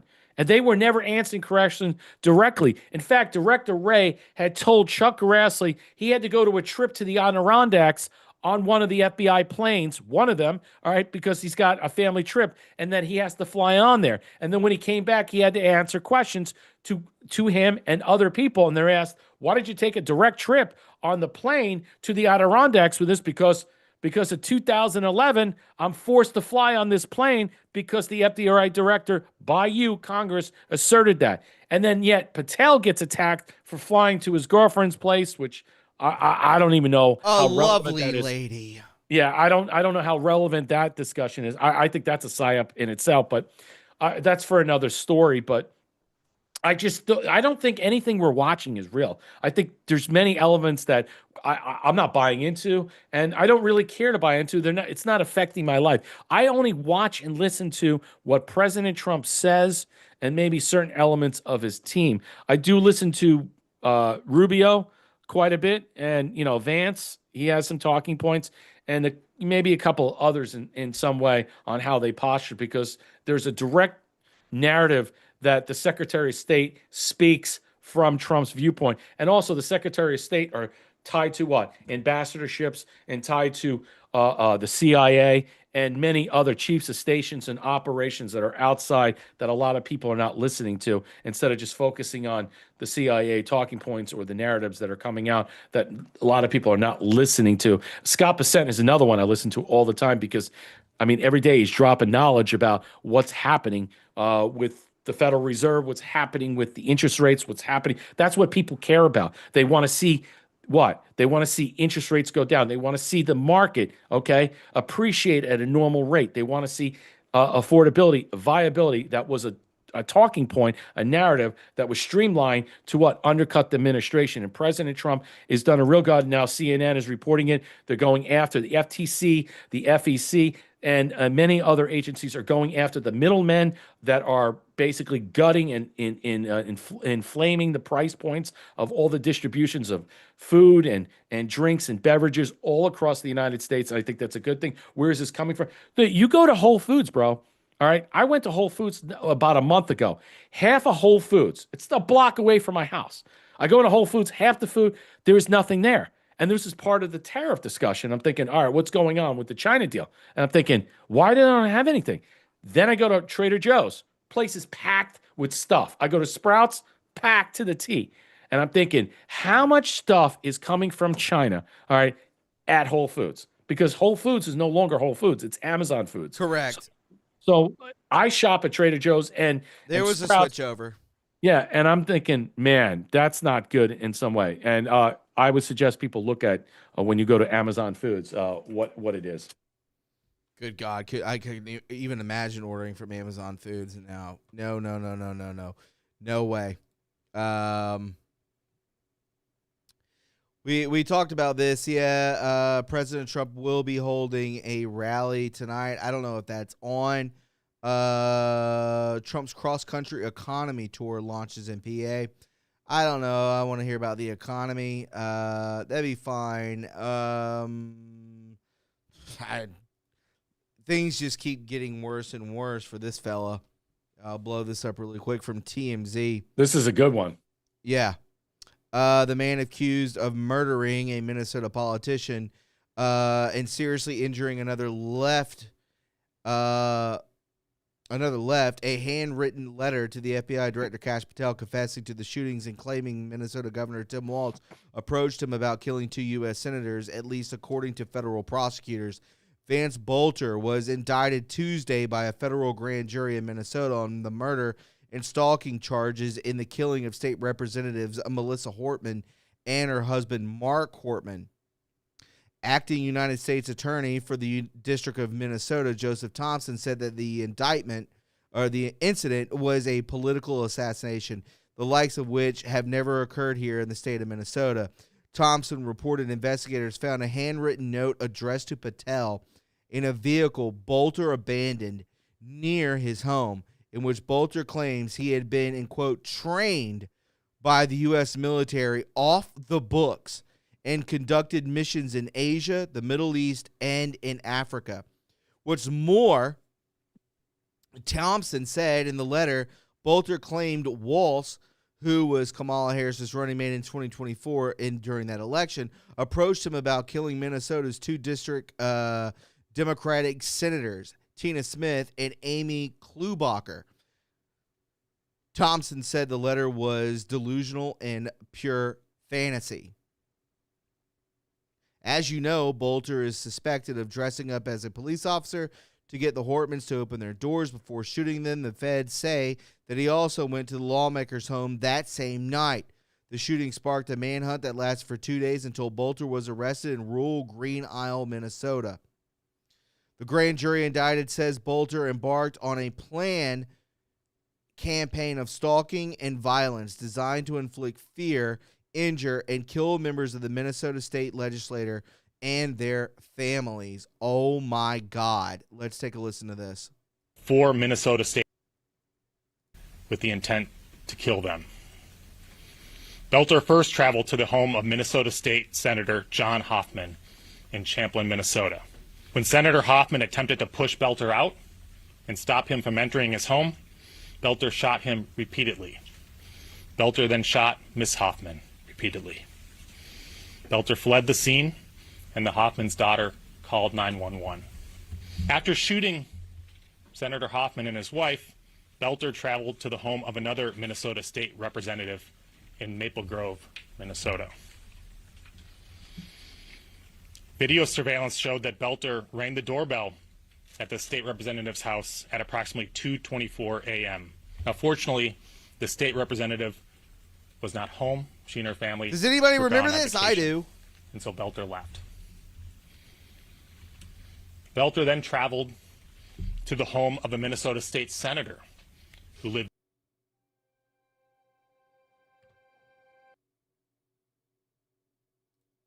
in Minnesota. He parked in the street in that same black SUV with the police license plate. At about 2:36 a.m. on Friday night, after learning of the shooting of Senator Hoffman, New Hope police dispatched an officer to conduct a wellness check on the state senator who lived in New Hope. When the New Hope officer arrived at the scene, she saw Belter's black SUV parked down the block with the lights on. The New Hope police officer believed that Belter was a police officer who had been dispatched to the scene to check on the status of the state senator. The New Hope police officer pulled up next to Belter in his car, rolled down her window, and attempted to speak with him. Belter did not respond. According to the officer, he just sat there and stared straight ahead.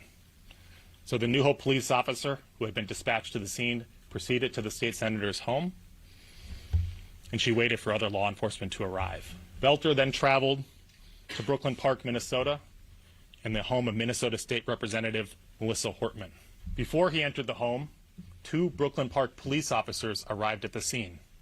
They too had been dispatched to check on Representative Hortman after learning of the shooting of Senator Hoffman.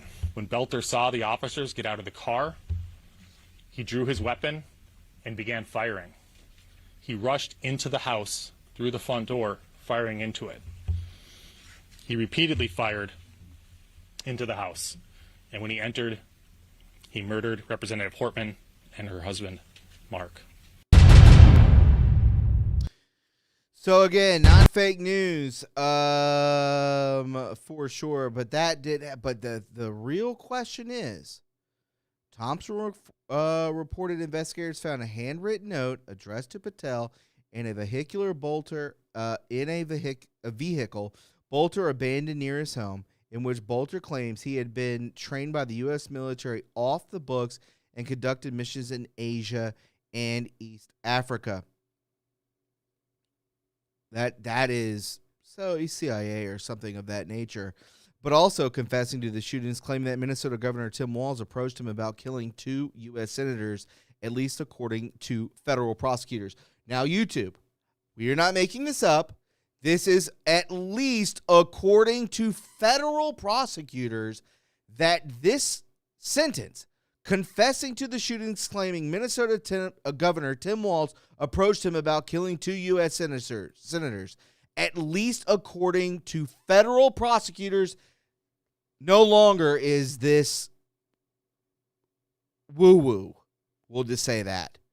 Brett, your thoughts on this part? This is nuts. Well, if he was paid, can we track the actual financial transference of money? We should be able to. Who paid him? Is there an exact, let's just say, is there an exact amount of evidence to directly tie Waltz to that? I don't know. I mean, in some way. I mean, what do we know? What don't we know? I mean, what has he given up? I mean, obviously, he's probably surrendered a lot of stuff. A lot of people thought in some way, there might have been a lot of people who thought that he was going to get away from this, and no one would have been the wiser to find out who did this. And I believe that there was an element where he was going to dip out and disappear, head to Canada with his wife, with the money that she was caught with in some way, and no one was going to find out who actually did this. And I think that was quite possible. But he got caught, and now all this stuff, maybe they felt like in some way he wasn't going to get caught. Is there any direct ties to Walz, or even how about Kamala Harris? And why would you want to kill Senator Klobuchar? I mean, in some way, what was it that you wanted to, in some way, who did you want to put in there and replace yourself from governor? I mean, was it that you were going to run for that position? It's possible. I don't know. I don't know where these ties lead to, but whatever he's telling them, he's giving up the goods in some way.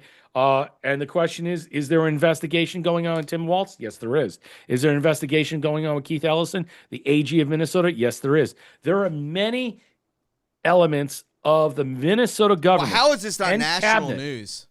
It's because the mainstream media again blocks this in some way. It's all about Somalia.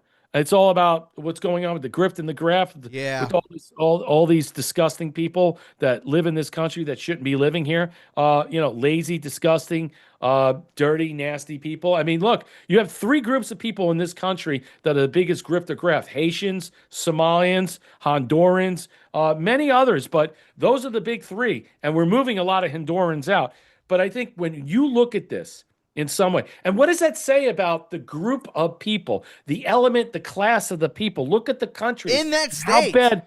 Yeah, look at well, you got Haitians in Ohio. You got Hondurans scattered throughout, Venezuelans. What does that say about the quality of people of third world nations that are scattered inside our countries that are basically part of the grift and the graft that were brought in here to steal elections, to kill people, murder people, what have you and stuff? When you really look at it from a bird's eye view and you sit there as an American, you see, man, the rest of the world is garbage. It really is garbage. It's a shithole.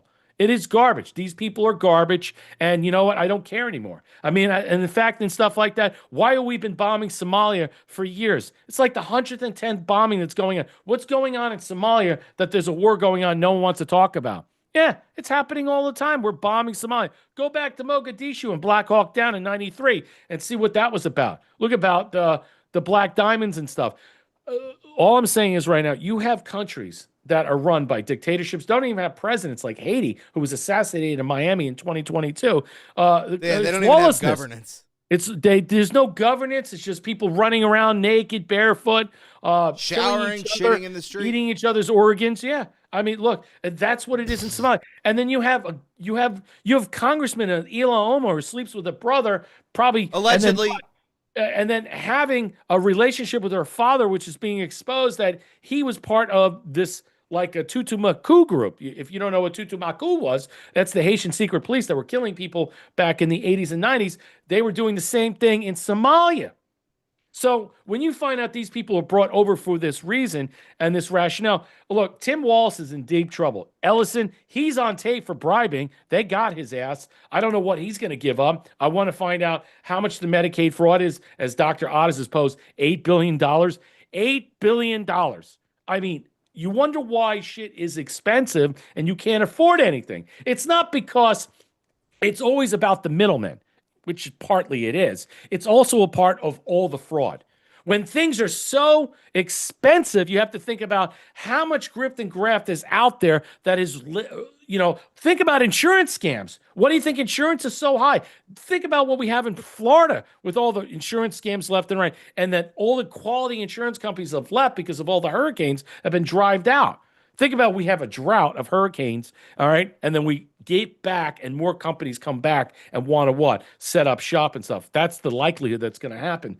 But I think, Tom, I think Walz, Ellison, a lot of the cabinet of Minnesota is going to be indicted very soon. We're going to see. We were told, though, last month, right around Thanksgiving, we're going to see 150 indictments from this Justice Department that everybody's like, look, Bondi, I'm holding on because I know Bondi is like fake and gay. She's not really what we perceive her as. She's just the front. She's the mattress firm. Yeah, she's the mannequin. So Mannequin 2. If you've seen the movie Mannequin 2, go watch Mannequin 2 and Mannequin 1. You'll understand what I mean. She is that. And I think that in some way she's there so the operation behind is actually really doing the real work and stuff. Hopefully we'll see 150. I mean, honestly, you're really going to see from this small amount of people that Trump has in the Justice Department 150 indictments? No. It's what's behind the scene. It's already been done. It's about what? Handing you a script, Thomas, and saying, now it's time to speak up about it. Just like Bongino Patel did for the J6 bomber. Here you go. It's your time now to walk this back. That's it. they're all handed a script. It's time for you to shine. That's it. That's my opinion. Going back to that, and I like it. Yes, I have seen Mannequin 1 that is with the main guy from the head honcho from Andrew McCarthy, right? Yeah, Weekend at Bernie's. Yeah, Andrew McCarthy, and then the chick from Sex and the City who slept with everybody. Oh yeah. The show that she was ruined the also whole a Vulcan generation. in Star Trek 5, Star Trek 6. And I put out Star Trek. If anybody saw that, the creator of Star Trek is a hell of a guy. If you want to go back and watch that video talking about little girls, yeah, fuck that show. But either way, holy crap, CNN has been forced to admit prices are going down in Donald Trump's economy. It's getting so good that they can't ignore it anymore. The price of gas, look at this. 3.5-year low at $2.95 a gallon as of today. I mean, what's gas by you? You were just at Costco. You told me today when you called me. $2.75. Right. I was there Sunday night in the rain. It was pouring. I used 93, the high octane, and it was $3. Are you driving a Porsche? I don't drive a Porsche. No, I have to drive a car. I drive an Infinity. Okay, that I lease. Okay. But we have one car. Leasing is classy, though. Yeah, but you understand, I had to sell my truck. I couldn't afford it. So, I mean, I had to sell my truck. Where I live, there's limited parking. I had a nice truck, and that was it. So we have one car we lease and stuff. And so that kind of sucks. But we lease. But you have to use the 93. Premium? The premium was $340. Yeah, you have to use the 93. I think premium. I know it's a scam, but you know what? I agree. But the other car we had leased earlier, I put in the lower one, and it messed up the engine. So I know there's something to it. And I do believe gas stations, different gas stations you go to, bless you, different gas stations, bless you, different gas stations you go to have different types of gas that mess with your car. That's just my opinion. I don't know what you're talking about. What are you talking about? Different gas is not water in the gas. What are you talking about? Yeah. Get out of here. Exactly. We eat shit. Yeah. You are shit. You are shit. I am calling from India. I am from India.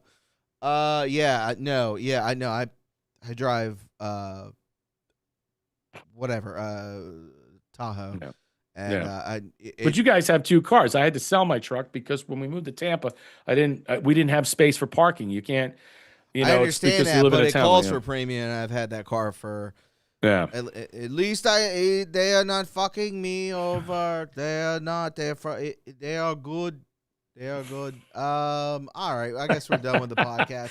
I mean, I'll check it out. I'll try to put it in, but I messed up the other car with putting lower end octane in a car that I was supposed to put in higher octane. I don't know if there's something to it, but from my experience, there is. So, I mean, well, I don't know. I mean, that's good. Driving a Porsche. Yeah. Come on. I'm just saying, I would never put premium in my car. Even if it exploded it, I would still never do it. I'm not a big fan of Costco gas. I mean, I prefer Wawa or other places because Wawa. I know they're premium gas. I know there's premium gas. I get it. $2.49 in Central Michigan. Damn, that's cheap. Pretty good. That's pretty good. Cheap. I would like to see $1.49 if anybody wants to think about that. $2.69 in what? North Carolina, hog leg? You're in North Carolina? Yeah. Okay. Everybody, thank you for watching podcast. I appreciate it. We will talk to you soon. Make sure you check out the merch. Thank everybody. India rule. We thank you guys for hanging out and chilling and watching the podcast. I'll be back tomorrow at 4 p.m. You can catch out Brett Monday, Wednesday, Friday, and Sunday on his show, We Are Rise Show on Pilled, Rumble, X, and BoozTube. Get soaked on that. Man, everybody on YouTube watch right now, please hit that like button and share the stream. That's all I ask. Please just do that. And a big thank you out there to hit that notification bell, too. Notification bell, hit that. So when we go live, you know what to do. Show up. You know, you can't hit the like button. Like, I hit the like button, and it only goes up to 5 from my end. It doesn't, like, on Pilled, you keep hitting it. It just, it accelerates. It goes up. But when you hit it when it's live, but then when you look at the show and it tallies up at the end, it's like, There's like 300 there. I mean, you had like one time you had a Yeah. show, you had 400. So it adds up after the show is over, it seems like. It doesn't increase simultaneously as the show is going on. I do want to say this to everybody out there that tuned in to, I just put out a regular, pre-recorded video, and that video across Rumble and YouTube had 20,000 views. So I thank you very much. We love you guys very much. Follow Brett. Thanks for hanging out. Everybody who donated, we love you very much, and you have a fantastic night. Just know that in the end, God wins. Peace. Good night.